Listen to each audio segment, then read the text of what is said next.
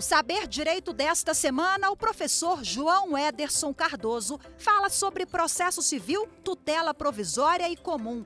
Durante as 5 aulas, ele vai abordar a teoria geral, os requisitos da tutela de urgência, tutela antecipada antecedente, a cautelar antecedente e a tutela da evidência. Já está no ar a aula 4.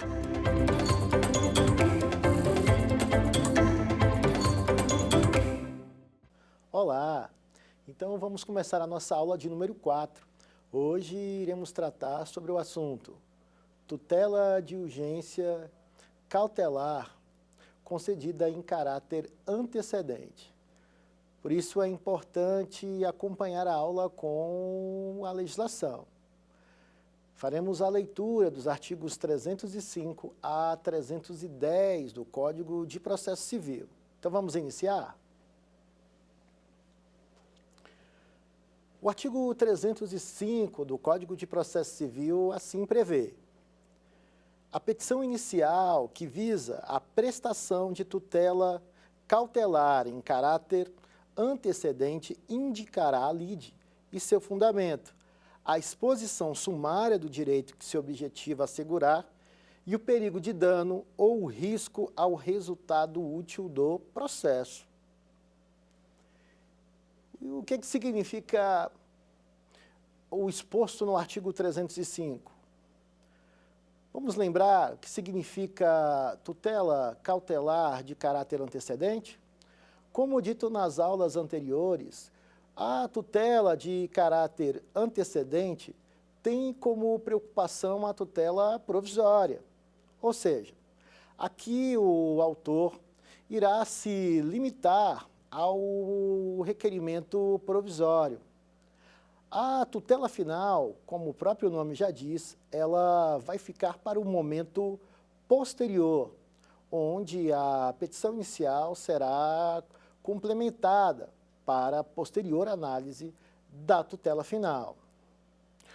Assim, os artigos 305 a 310 do Código de Processo Civil prevêem o procedimento da tutela cautelar de caráter antecedente. Preciso, então, que você leia comigo o artigo 306 do Código de Processo Civil para entender um pouco melhor sobre esse tipo de tutela. O réu será citado no prazo de 5 dias para contestar o pedido e indicar as provas que pretende produzir.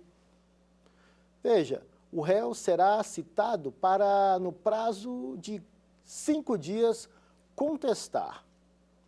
Esta contestação, ela serve para impugnar o pedido de tutela cautelar ou ela é para impugnar o pedido de tutela principal ou tutela final? A contestação, nesse caso, irá impugnar a tutela provisória, a tutela cautelar. Por quê? Perceba que a petição é uma petição inicial sumarizada, ou seja, nela há uma preocupação preponderante com a cognição sumária, com elementos voltados à probabilidade e o perigo da demora. Ou seja, o autor irá procurar demonstrar a existência da probabilidade do direito e do perigo da demora. Assim, o réu irá contestar o pedido de tutela provisória formulado pelo autor. E, em caso de não apresentação desta contestação, o que pode ocorrer? Bem, repito, não se trata de uma contestação que irá impugnar a tutela final ou o pedido principal. Ou seja, aqui a ausência de contestação vai ensejar uma presunção, mas a presunção diz respeito a apenas o pedido cautelar e não a tutela final. A legislação nos responde. Vamos, mais uma vez, fazer a leitura do Código de Processo Civil para melhor entender esse assunto. O artigo 307 trata de forma específica o que estávamos falando anteriormente. Assim prevê: não sendo contestado o pedido, os fatos alegados pelo autor serão presumidos como aceitos, caso em que o juiz decidirá dentro de 5 dias. Ou seja, a ausência de contestação presume pelo réu aceitos os fatos narrados, mas fatos esses que dizem respeito à tutela provisória, não à tutela final. Seguindo adiante, precisamos então tratar de um princípio, chamado princípio da fungibilidade. O que quero dizer com isso? Veja que aqui estamos tratando de uma tutela cautelar de caráter antecipado. Essa tutela faz parte do gênero tutela de urgência. E as tutelas de urgência podem ser cautelar, como dito, e também é possível fazer um pedido de tutela de urgência antecipado. Mas se por acaso eu entendo que a tutela é cautelar, mas o magistrado entende que se trata de uma natureza antecipada, o que ocorrerá? Bem, sabemos que o princípio da fungibilidade está previsto na nossa legislação e ele será aplicado no caso concreto. Ou seja, entendendo o juiz que trata-se de tutela antecipada, ele aplicará o princípio da fungibilidade e fará a análise do pedido. Da mesma forma, podemos entender o contrário. Caso seja formulado um pedido de tutela antecipada e o magistrado entenda se tratar de um pedido cautelar, o princípio da fungibilidade será aplicado, por mais que a legislação trate de forma específica apenas dessa conversão, quando se tratar de tutela cautelar para tutela antecipada. E por que haverá aplicação do princípio da fungibilidade nessas situações? Ambas fazem parte também do gênero tutela provisória. Ambas exigem também os mesmos requisitos mínimos: probabilidade e o periculo in mora, conforme falamos nas aulas anteriores. Assim, o princípio da fungibilidade é aplicado nas tutelas provisórias e o Código possui previsão expressa nesse sentido. É o que está previsto no parágrafo único do artigo 305. Caso entenda que o pedido a que se refere o caput tem natureza antecipada, o juiz observará o disposto no artigo 303, ou seja, ele receberá como aquela tutela cautelar como tutela antecipada, por se tratarem de tutelas de urgência e possuírem os mesmos requisitos mínimos. Certo? Seguindo adiante, vamos à leitura do artigo 308 do Código de Processo Civil. Este artigo deve ser lido com muito cuidado. Vamos lá. Efetivada a tutela cautelar, o pedido principal terá de ser formulado pelo autor no prazo de 30 dias, em que será apresentado nos mesmos autos em que deduzido o pedido de tutela cautelar, não dependendo do adiantamento de novas custas processuais. Porque a legislação prevê que não haverá a dependência de novas custas processuais. Observe, a petição inicial já foi formulada de forma sumarizada e ali já houve o recolhimento das custas processuais. Por isso que, ao incluir o pedido de tutela final, a legislação prevê que não haverá novas custas processuais. Uma outra questão é referente ao prazo. Observe o seguinte: O artigo 308 do Código de Processo Civil começa falando efetivada a tutela cautelar. Daí, você precisa de tomar cuidado o seguinte, o deferimento da tutela antecede a sua efetivação. Ou seja, o que quero dizer? Para que haja a efetivação, no primeiro momento é preciso que ocorra o deferimento do requerimento de tutela cautelar. No entanto, o prazo para a complementação dessa tutela cautelar de caráter antecedente não começará do deferimento, e sim da efetivação desta tutela. Isto é importante, pois os concursos costumam inverter e cobrar que o prazo se inicia do deferimento. Volta aqui ao artigo 308 do Código de Processo Civil. Efetivada a tutela cautelar, o pedido principal terá que ser formulado no prazo de 30 dias, ou seja, o prazo conta da efetivação. Vamos seguir adiante. O parágrafo 1º desse artigo prevê que o pedido principal pode ser formulado conjuntamente com o pedido de tutela cautelar. Ao meu ver, há um erro do legislador ao constar o parágrafo 1º no artigo 308. Por quê? Observe que nós estamos estudando a tutela cautelar em caráter antecedente. Na tutela cautelar de caráter antecedente, nós temos o pedido de pretensão final deixado para um segundo momento.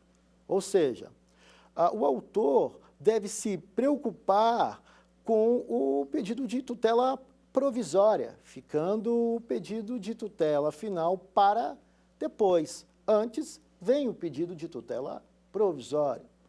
O professor Cássio Scarpinella diz o seguinte, o pedido incidental pode se dar de forma concomitante, ou seja, conjunta com o pedido de pretensão final ou posterior à pretensão final. Assim, como é possível entender que o parágrafo 1º trate de uma tutela cautelar de caráter antecedente? Na verdade, o que o parágrafo 1º está se referindo é de uma tutela cautelar de caráter incidental, pois se realizada em conjunto com o pedido de tutela final, nós temos aqui o conceito de tutela incidental e não de tutela cautelar em caráter antecedente.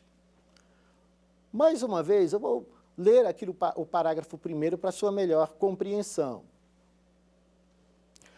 Veja, o pedido principal pode ser formulado conjuntamente, ou seja, conjuntamente é sinônimo de concomitante. Então, aqui nós temos não a referência de uma tutela antecedente, mas sim uma tutela cautelar requerida de modo incidental. É importante fazer essa observação. O parágrafo 2º do artigo 308 tem a seguinte redação. A causa de pedir poderá ser aditada no momento de formulação do pedido principal. Aqui o que ele tem a dizer é que se você mencionou que irá propor, por exemplo, uma ação de obrigação de fazer, mas ao formular o pedido de pretensão final, você percebe que deve ser proposta uma outra modalidade de pedido principal, aqui ele permite esta alteração. Certo? O parágrafo 3º diz o seguinte, apresentado o pedido principal, as partes serão intimadas para audiência de conciliação ou mediação, na forma do artigo 334, por seus advogados ou pessoalmente, sem a necessidade de nova citação do réu. Já o parágrafo de número 4 prevê que, não havendo autocomposição, o prazo para a contestação será contado na forma do artigo 335. Podemos perceber aqui o seguinte, A legislação novamente fala sobre contestação. Lembro a você que nos primeiros minutos dessa aula, falamos que a contestação, aquela contestação com prazo de 5 dias, se refere ao pedido de tutela provisória. E esta contestação? Em não havendo acordo entre as partes, ela se refere à tutela final ou ela se refere somente à tutela provisória? Qual é o seu prazo? Vamos lá. Em não havendo acordo, a petição inicial já foi complementada. Nisso, o pedido de tutela final, nesta hipótese, já consta nos autos. Assim, a contestação se refere, neste caso, à tutela final. E o seu prazo não será um prazo de 5 dias, e sim o prazo de 15 dias que está ali previsto em nossa legislação. Por isso, atenção, esta contestação já se refere à tutela final. E em não havendo a impugnação do pedido principal, o que ocorrerá? A aplicação da revelia. A revelia é a falta de contestação. E o seu efeito material seria uma presunção de verdade. Agora, esta presunção já aplicada ao pedido principal. Voltamos à legislação. O artigo 309 do Código de Processo Civil prevê que cessa a eficácia da tutela concedida em caráter antecedente se: número 1, o autor não deduzir o pedido principal no prazo, ou seja, aquele prazo do artigo 308. Número 2, não for efetivada no prazo de 30 dias. Número 3, o juiz julgar improcedente o pedido formulado pelo autor ou extinguir o processo sem a resolução do mérito. Assim, a legislação prevê nessas hipóteses as situações em que cessa a tutela cautelar. Atenção, o prazo para a formulação é imprescindível, prazo esse de 30 dias, como prevê os artigos 309 e 308 do Código de Processo Civil. Te digo o seguinte, o artigo 310 fala sobre pontos que podem gerar a análise do mérito em ações desta natureza. Vamos fazer a leitura dele? Assim prevê o artigo 310. O indeferimento da tutela cautelar não obsta que a parte formule o pedido principal. Observe aqui que nós temos uma autonomia. Se o magistrado entender que não estão presentes a probabilidade e o perigo, ele não deferirá a tutela cautelar. Agora, isto não impede de um futuro deferimento do pedido principal, simplesmente porque haverão mais provas a serem recolhidas e o magistrado pode, assim, entender que que os requisitos para o pedido principal estão presentes. Por isso que o artigo 310 prevê como regra que o indeferimento da tutela cautelar não impede a procedência do pedido principal. Isto ficou claro?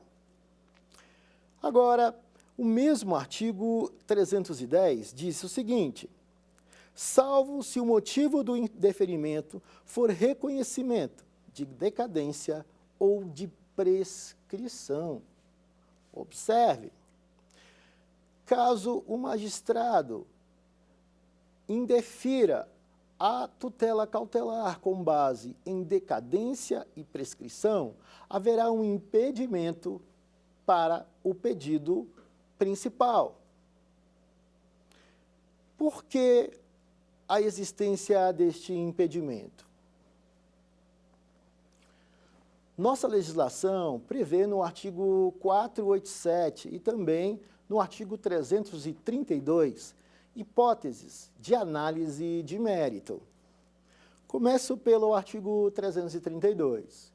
O artigo 332 prevê situações em que haverá a improcedência liminar do pedido.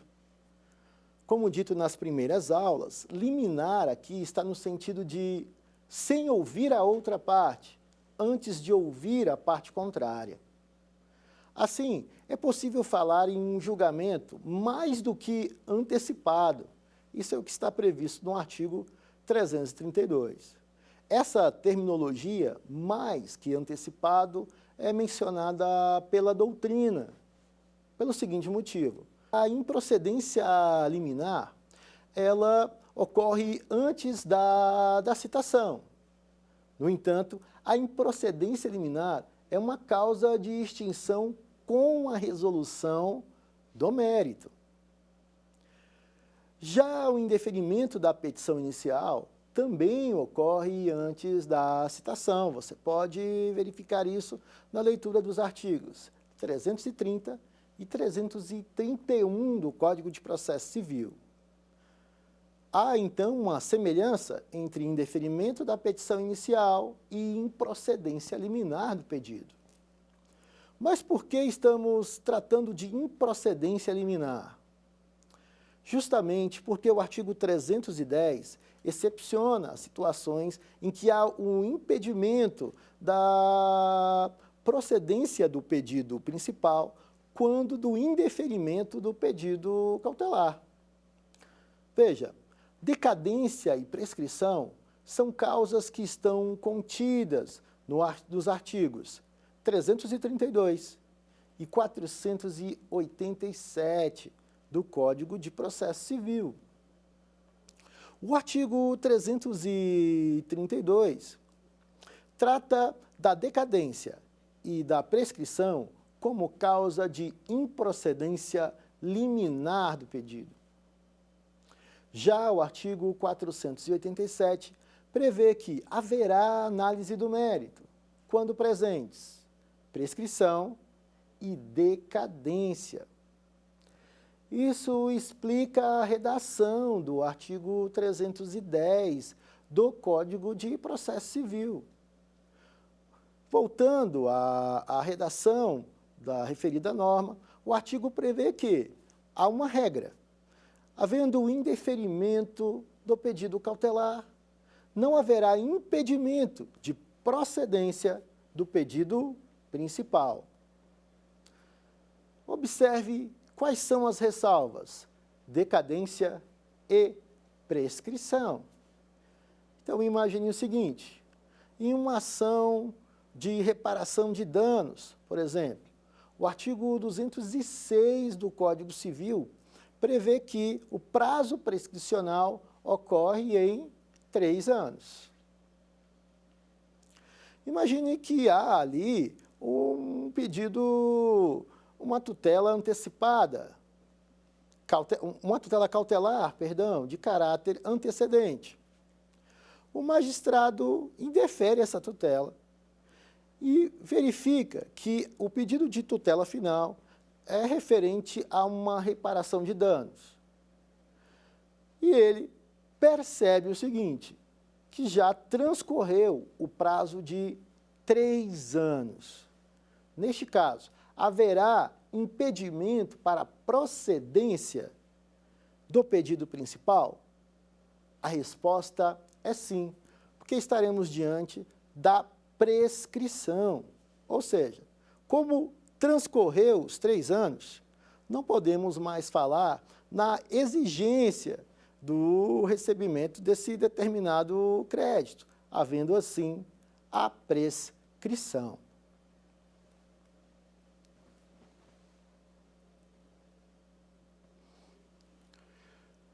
Dando continuidade ao assunto, podemos perceber o seguinte: a tutela cautelar, ela não possui como um caráter preponderante uma ideia de satisfatividade. Por isso, o Fórum Permanente de Processualistas Civis previu o seguinte, enunciado de número 420, não cabe estabilização de tutela cautelar. E por que não falamos em estabilização de tutela cautelar? O que prepondera nas tutelas cautelares é a proteção do direito material e não a sua imediata satisfação. Ou seja, se protege para depois satisfazer.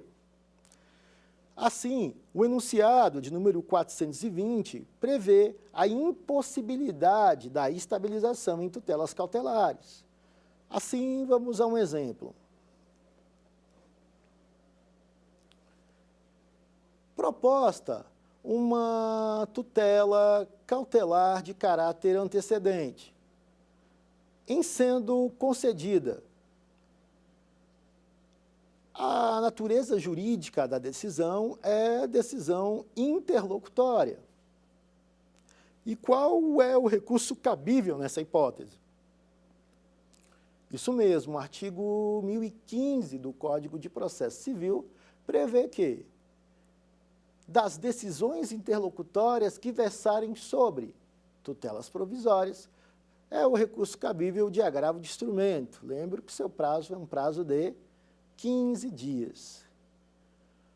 Mas se o réu fica inerte nesta situação, ou seja, se ele não interpõe o recurso, sua inércia não gera a estabilização, conforme explicado anteriormente. Precisamos, então, seguir com o seguinte pensamento. A inércia do réu não gera a estabilização. Caso ele não conteste a tutela provisória, essa contestação se refere apenas àquela tutela provisória, como dito anteriormente. Daí você percebeu o seguinte: o Código de Processo Civil não prevê contestação quando falamos de tutela antecipada de caráter antecedente, porque ali nós temos a ideia da estabilização. Já quando falamos de tutela cautelar de caráter antecedente, não teremos a estabilização, mas o procedimento prevê a possibilidade de apresentação de contestação contra esta tutela provisória. E se apresentada a tutela provisória, será adotado o procedimento comum. E se adotado o procedimento comum, é possível falar, então, em réplica? Te adianto que sim, é possível.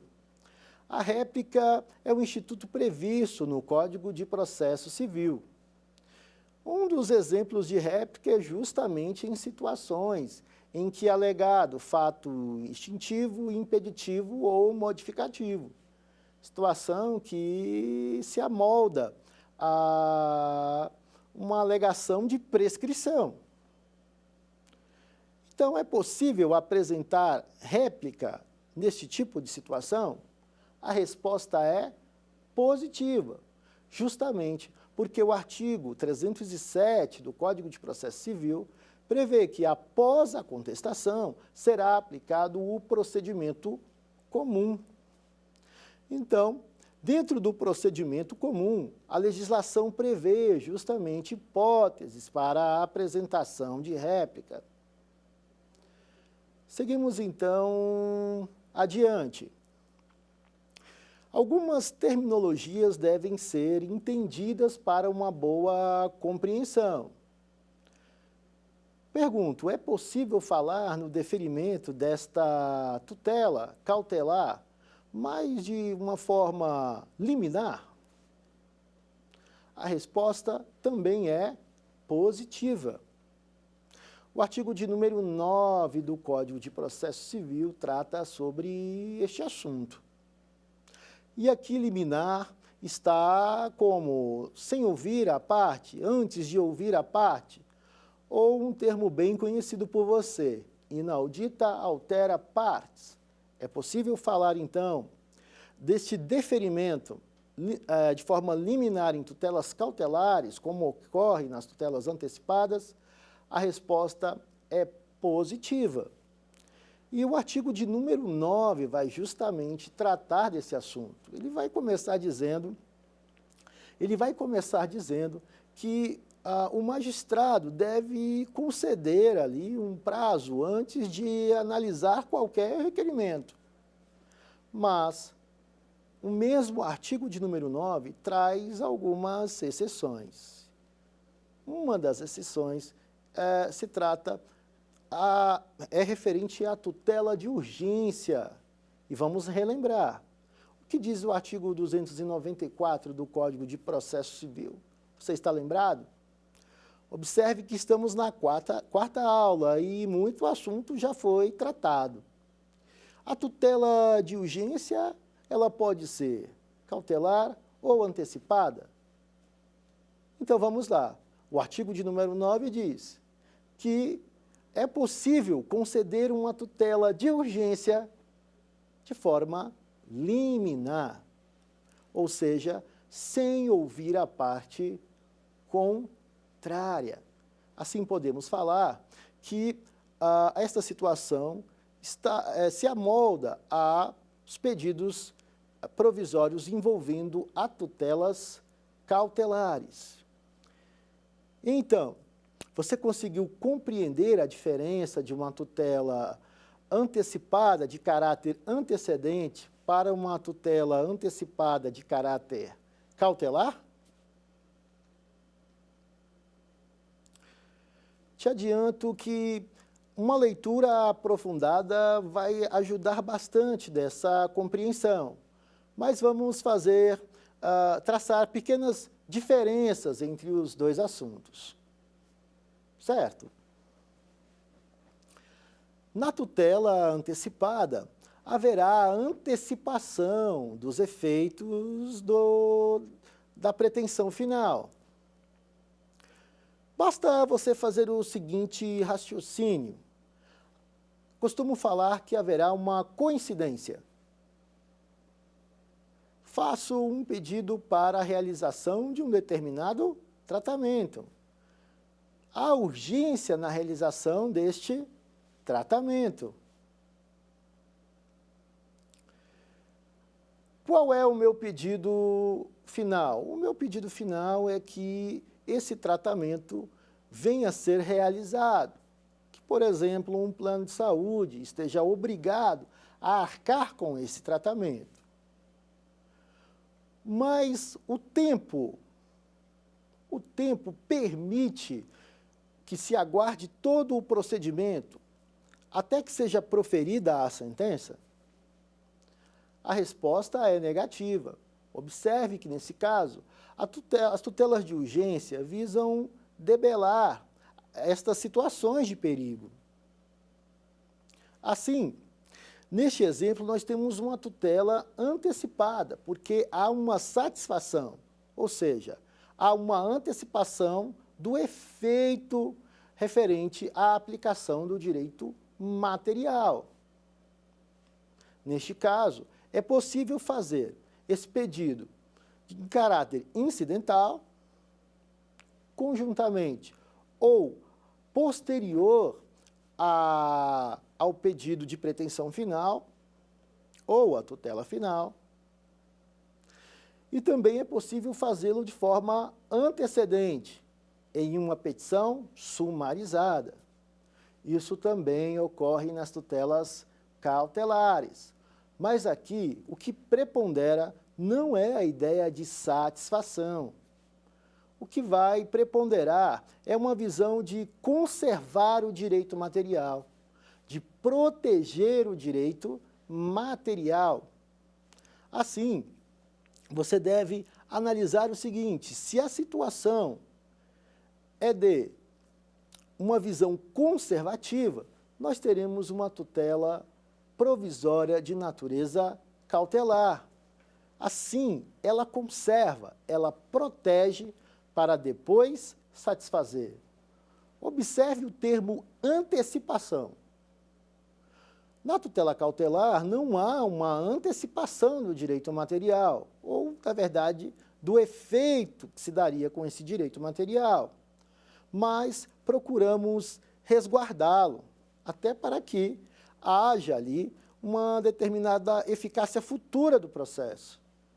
Já na tutela antecipada, nós temos esta ideia de antecipação desse efeito. Então, esta é a principal diferença entre as tutelas de urgência cautelar e antecipada. Lembrando aqui que ambas podem ser requeridas em caráter incidental ou antecedente. Desse modo, você deve procurar traçar diferenças e fazer a leitura dos artigos 303, 304 do Código de Processo Civil. Estudar o Instituto da Estabilização, a inovação de nossa legislação. Depois, foque no princípio da fungibilidade, pois ambas pertencem a um gênero, tutela provisória, e também tratam-se de tutelas de urgência. Feito isso, leia com cuidado os artigos 305 a 310 da nossa legislação. Vamos à primeira questão.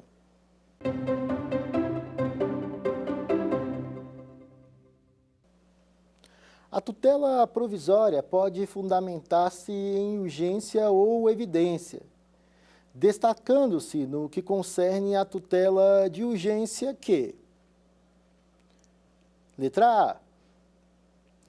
Será concedida quando houver elementos que evidenciem a probabilidade do direito e o perigo de dano ou risco ao resultado útil do processo. Letra B.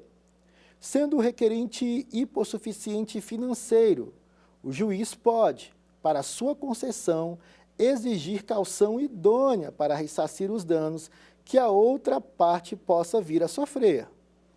Na letra C, se requerida em caráter incidental, exige pagamento prévio de custas. Na letra D, a natureza antecipada deve ser concedida como regra, ainda que possa ocorrer perigo de irreversibilidade dos efeitos desta decisão.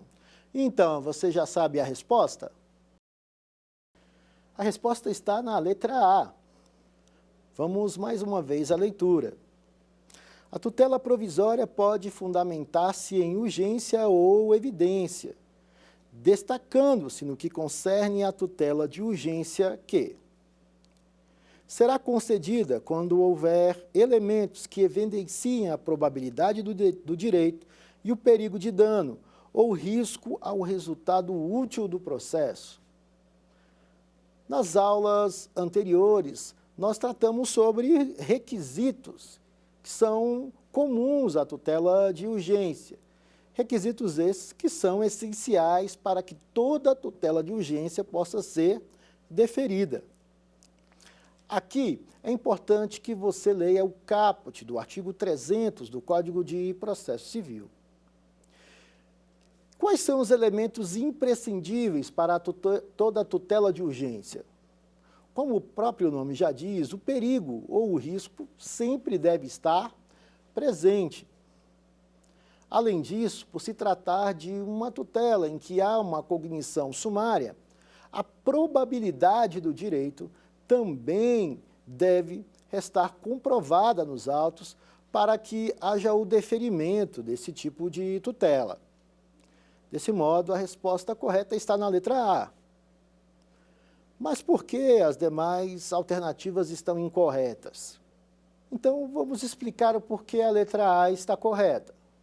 Como dito nas aulas anteriores, a tutela de urgência possui dois requisitos que sempre devem estar presentes.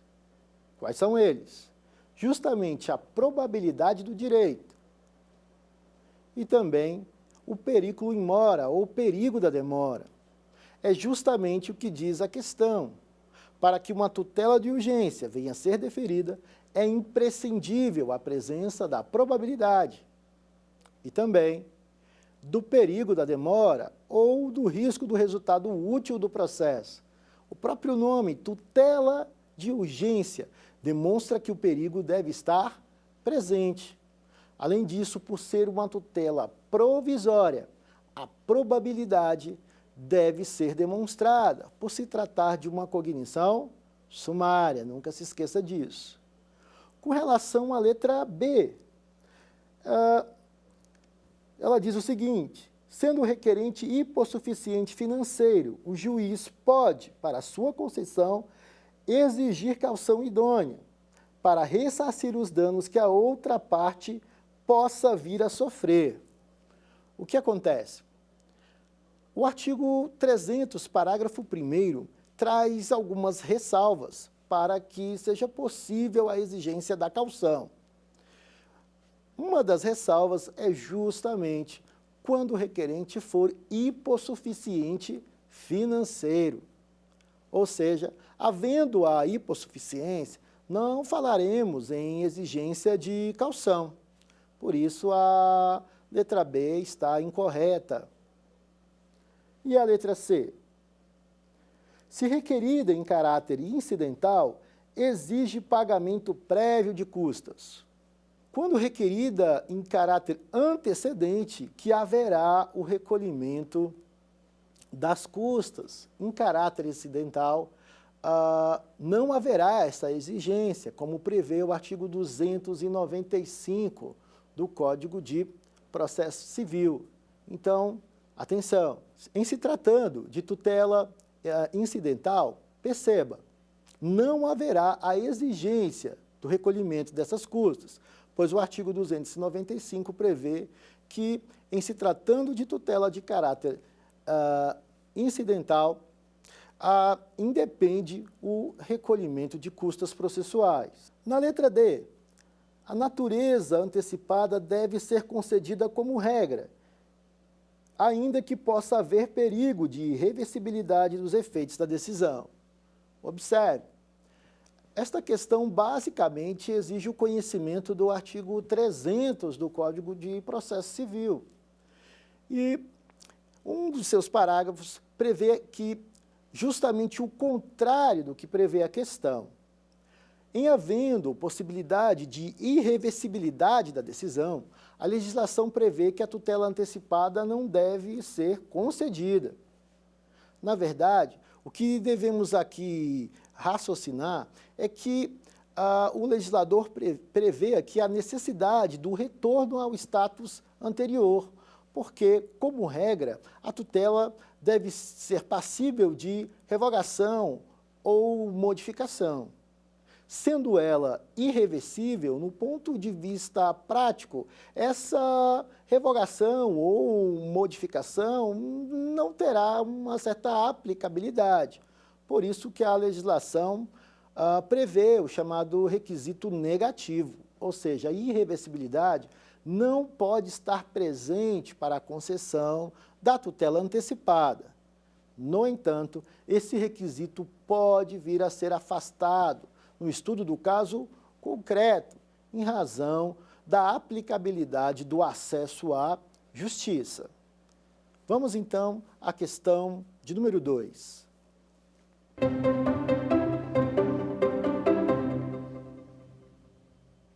Sobre a tutela provisória, de acordo com o Código de Processo Civil, é incorreto afirmar que, concedida a tutela antecipada, requerida em caráter antecedente, o autor deverá ditar a petição inicial com a complementação de sua argumentação, a juntada de novos documentos e a confirmação do pedido de tutela final em 15 dias ou em outro prazo maior que o juiz fixar. Letra B. No procedimento da tutela cautelar, requerida em caráter antecedente, o réu será citado para, no prazo de 5 dias, contestar o pedido e indicar as provas que pretende produzir. Letra C. Nem todas as hipóteses da tutela da evidência comportam apreciação liminar pela autoridade judiciária. Letra D. O direito de rever, reformar ou invalidar a tutela antecipada e estabilizada extingue-se após 2 anos, contados da concessão da tutela de urgência. Então, você sabe qual é a resposta correta? Seguindo adiante, a resposta correta está na letra D. Na verdade, a afirmação incorreta está na letra D. E o que ela diz? O direito de rever, reformar ou invalidar a tutela antecipada e estabilizada extingue-se após 2 anos, o que torna a questão errada. Não se conta da concessão e sim da ciência da decisão. É o que está previsto no artigo 304 do Código de Processo Civil. As demais alternativas estão corretas, mas vamos aprofundar. Na letra A, concedida a tutela antecipada requerida em caráter antecedente, o autor deverá aditar a petição inicial, ou seja, ele deve acrescer a petição inicial, com a complementação de sua argumentação, ali trazendo a argumentação no que se refere à tutela final. Ele também deve trazer a juntada de novos documentos e a confirmação do pedido de tutela final, em 15 dias ou em outro prazo maior que o juiz fixar. Observe, quando concedida, o prazo é um prazo de 15 dias, esse é um prazo mínimo de 15 dias, mas o magistrado pode fixar um prazo ainda maior. É o que está previsto no artigo 303, parágrafo 1º do Código de Processo Civil. Na letra B temos o seguinte: no procedimento da tutela cautelar requerida em caráter antecedente, o réu será citado para, no prazo de 5 dias, contestar o pedido e indicar as provas que pretende produzir. Está correto. Este prazo não é um prazo de 15 dias. Nós não estamos falando aqui da tutela final, estamos falando da tutela cautelar. Aqui, os artigos 306, 307 tratam sobre o assunto e há a previsão que esse prazo será um prazo de 5 dias. Observe, esta contestação se refere quando a tutela cautelar ocorrer no caráter antecedente. Na letra C, nem todas as hipóteses da tutela da evidência comportam apreciação liminar pela autoridade judiciária. Aí você pode ler o artigo 311, parágrafo único do Código de Processo Civil, que você vai perceber que nem todas as hipóteses de tutela da evidência comportam apreciação liminar pela autoridade judiciária. Ou seja, em algumas situações é possível que o magistrado defira uma tutela da evidência sem ouvir a outra parte, mas isso não ocorre em todas as situações. É o que podemos retirar da leitura dos artigos 311, parágrafo único, e também do artigo de número 9 do Código de Processo Civil. Vamos então para a próxima questão.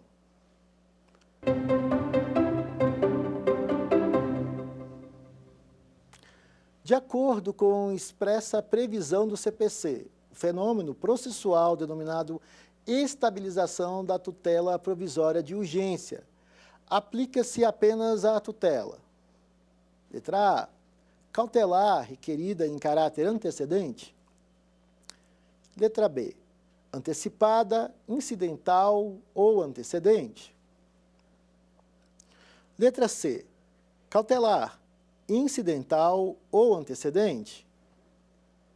Letra D, antecipada, requerida em caráter antecedente. A resposta está na letra D. Observe, antecipada, requerida em caráter antecedente. A previsão encontra-se nos artigos 303 e 304 do Código de Processo Civil. Tutela antecipada, requerida em caráter incidental, não é apta a gerar a estabilização, pois a legislação apenas trouxe a previsão da estabilização para tutelas antecipadas requeridas em caráter antecedente. Vamos então analisar as demais opções. Na letra A, cautelar requerida em caráter antecedente. Observe, mesmo se tratando de uma cautelar requerida em caráter antecedente, não podemos falar na estabilização, pois, como dito, a estabilização somente é possível em tutela antecipada de caráter antecedente. Na letra B, o que a torna incorreta é a previsão da possibilidade da estabilização quando se tratar de caráter incidental. Não é possível. Já a letra C prevê que cautelar incidental ou antecedente. Como dito, na cautelar não há possibilidade de estabilização.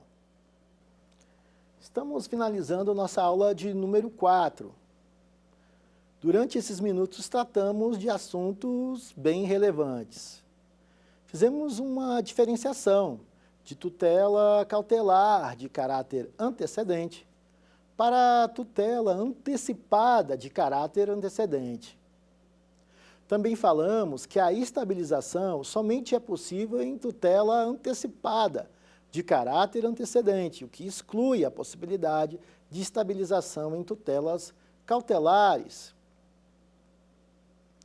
Aqui também tratamos sobre o procedimento das tutelas cautelares de caráter antecedente. Você percebeu que há alguns detalhes que tratam de uma forma um pouco diferenciada essas tutelas? Posso novamente te lembrar o seguinte: temos a previsão da contestação, e a contestação possui um prazo de 5 dias. Aqui também o pedido se limita à tutela provisória. Temos uma petição sumarizada. Mas é importante fazer uma leitura cuidadosa. Você se lembra que o artigo 308, parágrafo 1º, trata de um assunto alienígena. Lá o que consta é uma tutela incidental e não a tutela cautelar de caráter antecedente. Também fizemos uma relação de quando uma tutela cautelar pode obstar o deferimento de uma tutela final. Claro que isso é uma exceção, que está previsto no artigo 310. Então, se lembre de estudar os institutos da decadência e da prescrição, pois eles são causas de extinção do processo com a resolução do mérito e estão previstas como situações em que acaba por impedir o deferimento de uma tutela final. Além disso, falamos das hipóteses em que se cessa a tutela provisória. Também disse que é importante você lembrar que o prazo para a complementação da petição não se dará após o deferimento, mas sim a efetivação da tutela cautelar. Prazo esse que é um prazo de 30 dias. Fizemos até a aula de número 4 análise um pouco mais específica das tutelas de urgência. Na última aula falaremos sobre a tutela da evidência, prevista no artigo 311 do Código de Processo Civil. Ela também foi mencionada no artigo 294 do CPC. Então, ao começarmos a próxima aula, já procure abrir o seu código, a sua legislação no artigo 294, para assim tratarmos sobre o tema tutela da evidência. Lembre-se, na tutela da evidência é exigido o periculo in mora ou apenas a probabilidade? Te respondo na próxima aula. Ficamos por aqui e até a aula de número 5. Quer dar alguma sugestão de tema para os cursos do Saber Direito? Mande um e-mail para a gente, saberdireito@stf.jus.br, ou entre em contato pelo WhatsApp. O número é esse que aparece na sua tela. Você também pode estudar pela internet. Acesse o nosso site tvjustiça.jus.br ou pode rever as aulas no canal do YouTube TV Justiça Oficial.